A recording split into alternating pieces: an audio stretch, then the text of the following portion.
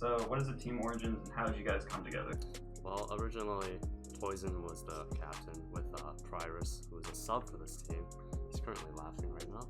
But, you know, Pyrus got kicked later, and then a bunch of roster changes happened, basically. And then eventually Poison and Stigma both left our team to join Hype. And we picked up Edge and Neo and Flame, who also joined the team later. And then at the start, it was kind of shaky. I wasn't really sure how the team would be like. But, you know, as time progressed, we were actually doing really good. And I'm pretty proud of what my team has accomplished so far. Do you feel you will do against console teams? Our first matchup is Flashpoint. Yeah, Flashpoint. What we've heard so far is that, you know, they're pretty good, and everyone predicts that they'll beat us, but, you know, I don't really see that happening, so I think we'll, like, beat them. Do you think the console teams will find any success at LAN, or? It's hard to say. I know there are good, like, console teams, but I don't know. I can't really see any of them beating a PC team right now, because most of them are limited to controllers. I know they brought keyboard and mouse, but I don't think it'll be enough. So, how strong do you think EU PML teams are compared to you guys? Really, in my opinion, I don't really know, but to be honest, they're all cocky, so yeah. And they have really big egos, but I think we'll do, you know, same or better than them. Yeah. Do you think since they have like ex-PPL players that kind of like puts them a step ahead or what? No. No, not at all. Alright. So, how strong do you think PPL teams are compared to you guys? Saying that you make it that far. Yeah. Like the bracket, if we win our bracket or we make it to finals, then we verse either NIP or Na'Vi. Obviously, it's like an uphill battle for sure. There's no denying that, but I think we could probably like take maps off, or if like possible, upset them for sure. Just depends on how the set goes, because everyone can get nervous and everything like that. But I'm not gonna let them get in my head. Yeah. Do you think you'll make it to the was it like top 2 of the? Yeah, I think we will for sure. Because whether Elevate or Sour wins, it doesn't really matter in my opinion. I think we'll just beat the rest of them, and then obviously our match with Flashpoint tomorrow, I think we'll for sure win. Yeah. Okay.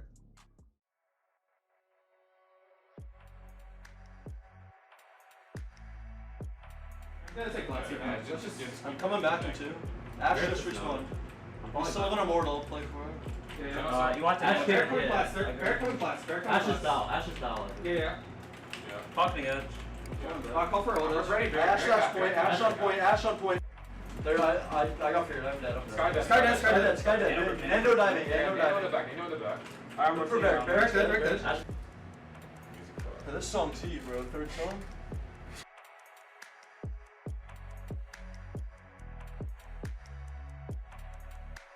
All right, guys, thanks so much down here in the Sanguine booth with Mr. Edgem. Now, after watching that first set, I don't know how much deathball we're really expecting. What are your thoughts on the console play after that first game? Well, Elevate's mostly on console, like as opposed to Flashpoint that are mostly on PC. So I assumed that they were gonna do stuff like that. I mean, that was really the full commitment to that style of play. They left nothing left to be desired with a deathball strat. With a team like Flashpoint, who is playing a little bit more, not fully on mouse and keyboard, but a little bit more in that direction. Well, what are the major differences? Do you expect we'll see any EV or more blaster play from them?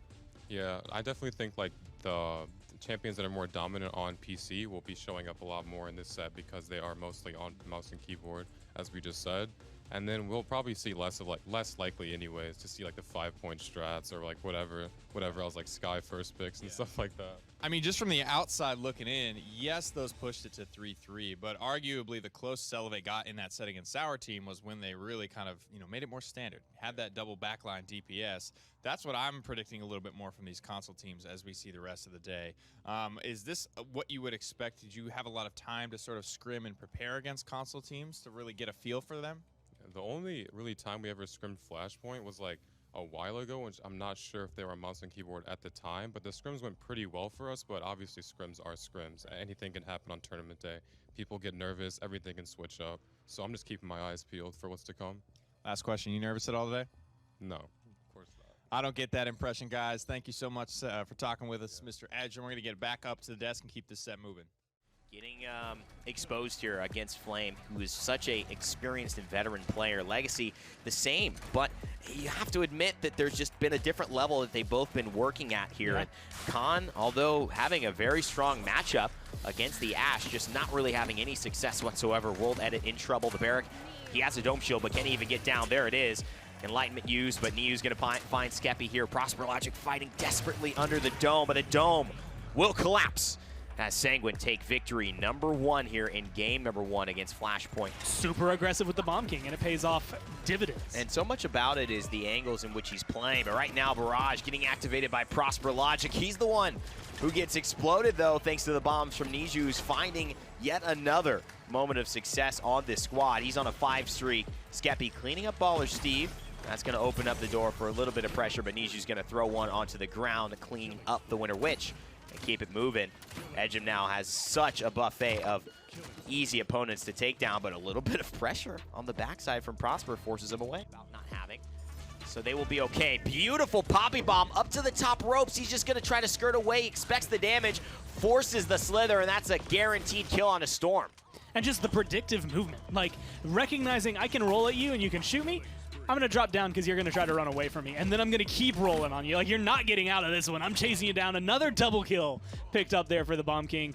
Flashpoint, comeback mechanic. 93%, but they couldn't seal the deal. And the most impressive thing was just the picture-perfect Bomb King Poppy Bomb there. Press. Jalen Sanity moving faster and faster towards the front line, throws down the Warders Field as well.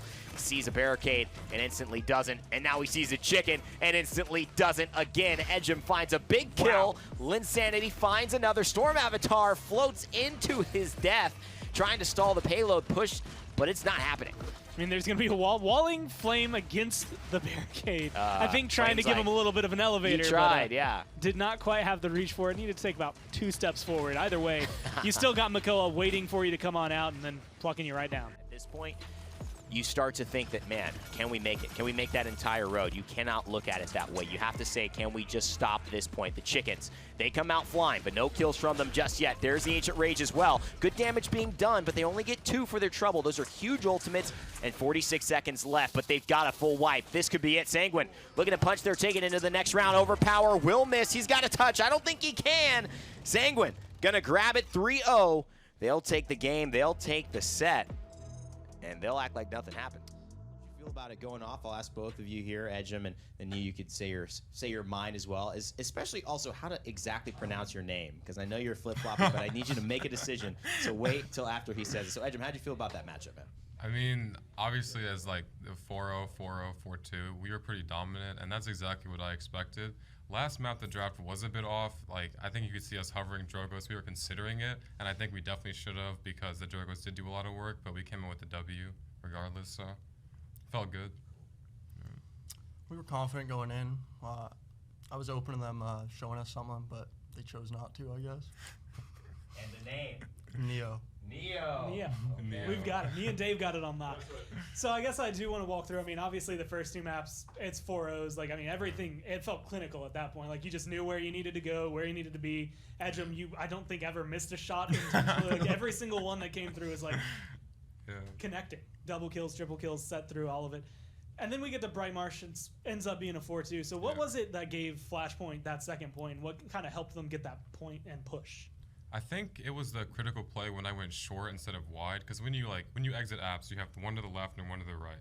I was starting off to the right to demount them when they were like starting back of their mid, but then I did not like calm to Steve, which is my fault, that like I needed LOS, or he needed LOS of me. So I got burned by Vivian and Khan, I think, and then it was an insta pick, and because of comeback mechanic, they just came back, and then 5v4, they just won.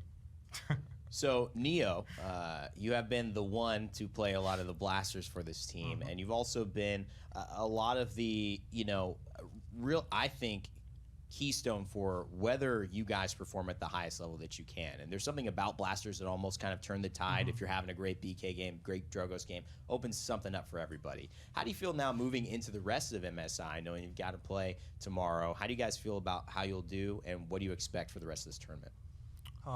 We're just going to perform better and better each day, furthering ourselves, and hopefully not slipping up. Do you think you can win this entire thing? Is that the level of confidence, belief you guys put in? I believe it's possible. It just depends how everything goes. Awesome. Well, I'm not getting told that we're ready for break yet, but if you guys have any final thoughts, go ahead and let us know. Well, I think for the Sour matchup, like I have my eyes on Perdo because like back last LAN, I saw him and then I thought he was a really good player, kind of like me. But then I always think I'm better, so I'm just waiting. I'm just waiting to prove that. I know he's ex-PPL too, so just another person to cross off the list. Something to prove. Something to prove. That'll make the next few days interesting for sure. Let's send it to a break and get ready for the rest of our MSI. Thanks, fellas. Yeah.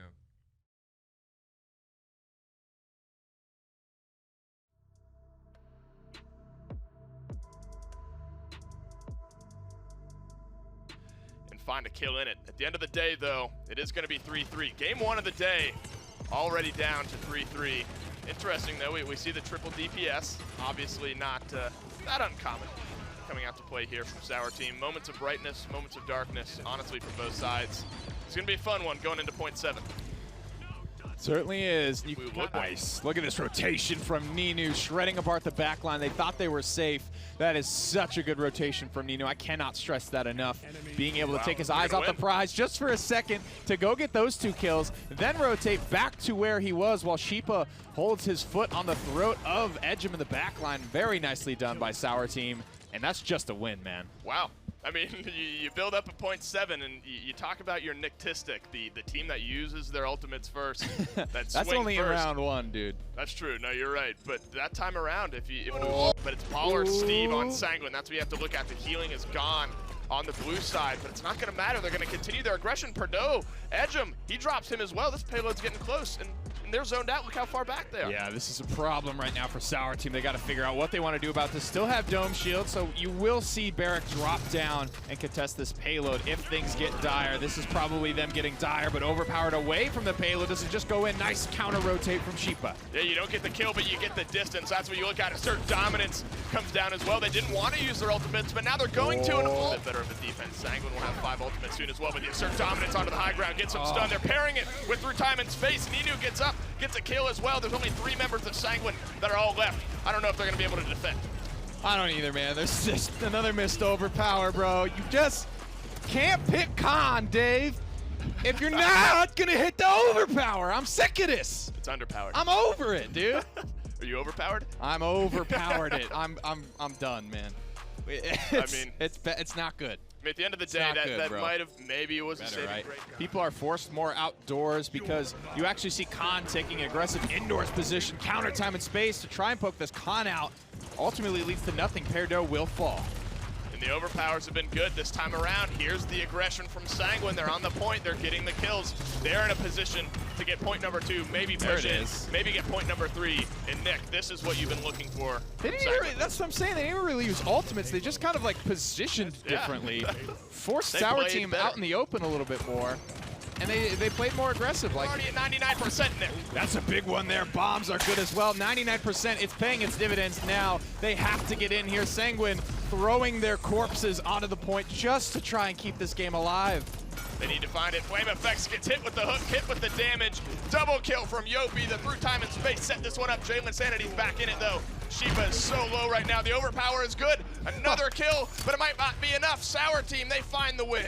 Yopi from off the map throws out an 80 damage bullet from the Star Splitter and gets it done. Well,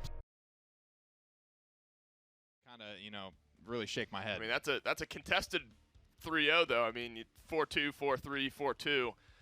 If you're Sanguine, I should say. I mean, you do lose 3-0, but there's some good takeaways here. I mean, these teams don't get to play each other every week in the PML. I mean, this is the first time. I mean, they're familiar with one another, I'm sure. But the Battle of the Maroon this time around, that comes up the way of Sour Team. Those were some winnable games for Sanguine. I really feel that it's just tuning things up, hitting more ultimates, getting more value, and maybe, especially on Jaguar Falls, just to get a little bit more aggressive. All right. So, first question is, what positives do you think came out of that LAN? Not necessarily taking things more seriously, because obviously I'm serious about competing and about LAN. No part of it was a joke to me, or nor did I take any enemy team I versed as a joke. But I'd say preparation. not even necessarily the team that took us out sour were prepared for us, but just like doing more research on them, because their specific drafts could have been easily countered if I had done more research. And that's a lack of preparation on my part, and as team captain and drafter, that's on me. Okay. So I'd say more just like doing my research more, I'd say, and like not one playstyle fits all, because our team had a certain chemistry and playstyle, but obviously that did not work well against Sour because they 3-0'd us. So just adaptability and realizing win condition quicker. Overall preparation. I know overall as a team we seem to be pretty confident. We're like, yeah, we can win, but we knew going into it that it would be a hard matchup, because even though they are number 2 in EU and we were number 1 in NA, like just like seeding doesn't mean skill. Like just because we're number 1 doesn't mean we're gonna win. I guess you could argue that we were supposed to win, but we didn't. So actuality or expectations does not match reality.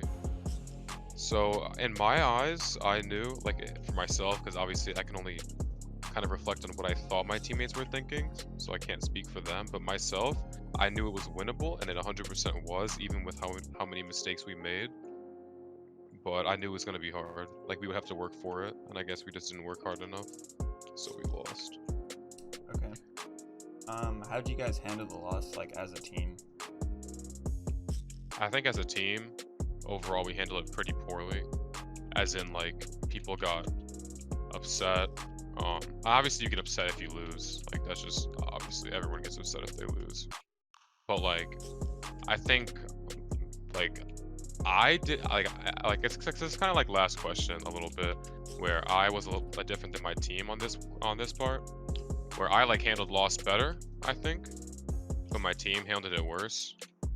And like, I remember Flame and Jaylin, especially because they felt like they played poorly that game. So obviously if you play poorly on top of losing, you're going to be like at a worse mindset or like more upset about the loss because you will blame yourself for it to an extent. I didn't really see them for the next couple days afterwards, so I don't really know what they were doing, or maybe they were just reflecting on whatever. But like, I took it pretty decently because I know I, like, as selfish as it sounds, I know I played well, and at the end of the day, like, that's kind of not what matters to me because we lost. Obviously I want to win, but like, you know, like I didn't play bad, so I'm like, whatever, kind of. And not whatever, not at all whatever, because it's not whatever that we lost, but yeah, just looking towards the future, like kind of reflecting on what I need to do. Like, okay, next time I'll be like this, and it kind of like I get over things pretty quickly. But overall, as a team, I'd say like handled it. It was hard. It was hard getting over. It was hard, yeah, for sure. Well, I wouldn't say so, because obviously like we're not just like looking to throw away. We're not like necessarily throw away, but we're not looking to like, you know what I mean, kind of. Yeah. Like it's not just like a fluff thing. Like obviously we wanted to win, and we displayed passion, and we were looking to win, and it didn't happen. But like, I guess you could say it doesn't matter as much because of Worlds is like the big thing, and it was kind of like more of a lesson than anything for me, especially because it was like, okay, EU's this much better than us, but we have this time frame to get better than them. So like, yeah, they beat us this time, but we do have a couple months to get better. That's kind of the way I saw it. Okay. So like for me personally, it wasn't like that. Maybe for some of my other teammates, because I know some of them didn't have, like, it was their first time at LAN. Like Baller Steve, my former support, it was his first time at LAN for sure. So maybe for him, it was like, okay, you know, will I choke under pressure? How well will I perform in an environment? And to kind of see. But for me, I've been to LAN before and I performed well last time, so it wasn't like that for me. Like I have no worries when it comes to LAN. I know I'll perform well because I'm not someone that chokes under pressure or panics or whatever. Luckily for me, I'm just not that kind of person.